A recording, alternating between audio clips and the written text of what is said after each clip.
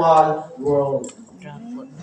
Now, according to Sister Lucia, the final battle between the Lord and the reign of Satan will be about marriage and the family. The final battle between marriage and family.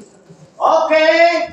Nagluod sa bana, biyaan sa asawa. Okay, nagsilos ang bana, biyaan sa ang asawa, biyaan sa bana.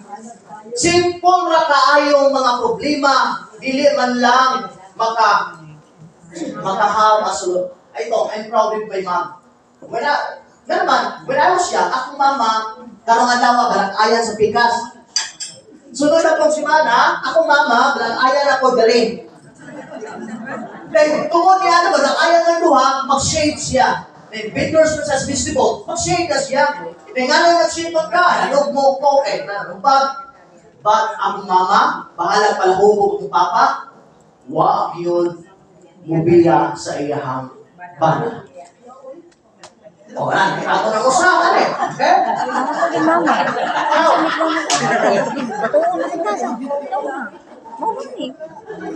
Nakainom mo silang pauso sa matrimony? Sa to? In sickness? In health sa pamilya? Deny problema? Go surrender.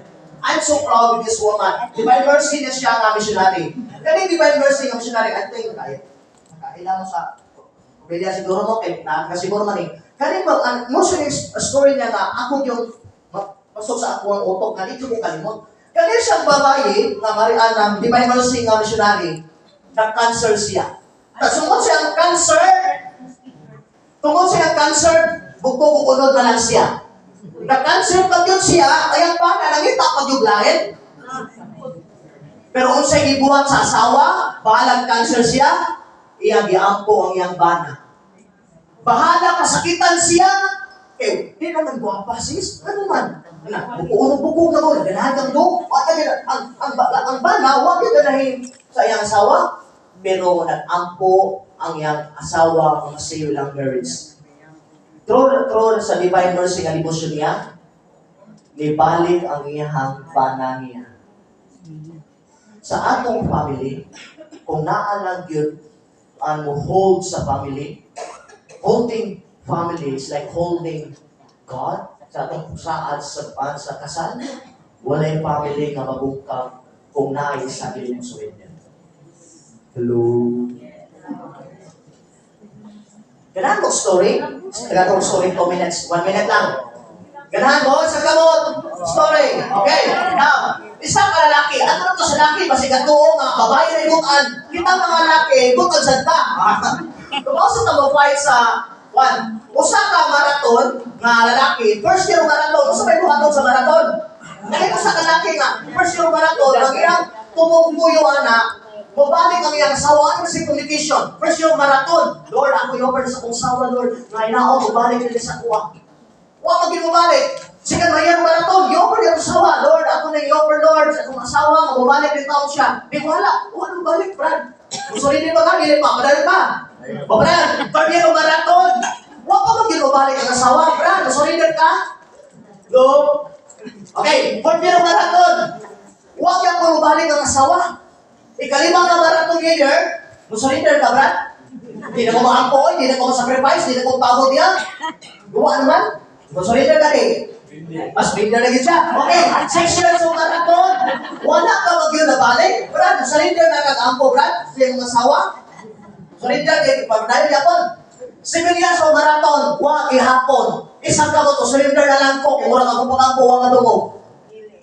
8 years of marathon without communication sa iyang pre-aunt, babae nga nangita lalain. 8 years of marathon, liha sa finish line ang nagpaabot ang iyang asawa. Okay kayo. Siguro balik, pero sa finish line ko. Okay kayo. Sa atong family mga kaigsunan, why magubang family? Kung daan yung sakripisyo. Amen. Ang tamo ito matang family, ano eh, single babayan ko eh. Sabi pa ang family na kaliha. Ito na tayo eh.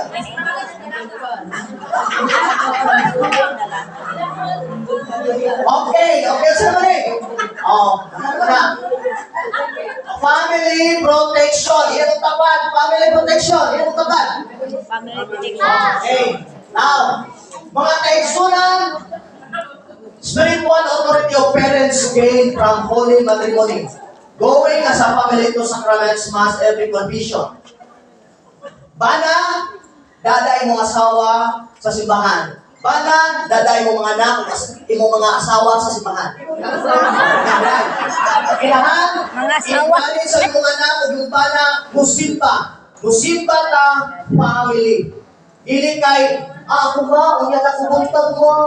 Ba ako na, nag-iyahay. Pagtungan kita simba o nag-isulat. Amen ba? Magtungan kita Monday confession, regular confession. Magtungan kita Ampo Grocery. Magtungan kita simba. It's a sign of bond and unity. Kinsa may pamilya diri nga, magtungan og simba. Sa una, magdungan na yung Panawa, Ina na ba yung kape? Okay. Spiritual authority of parents came from holy matrimony. Mga isang kamot sa mga daddy, mga dad, father, isang kamot, wala. Daddy, okay. Mga kids,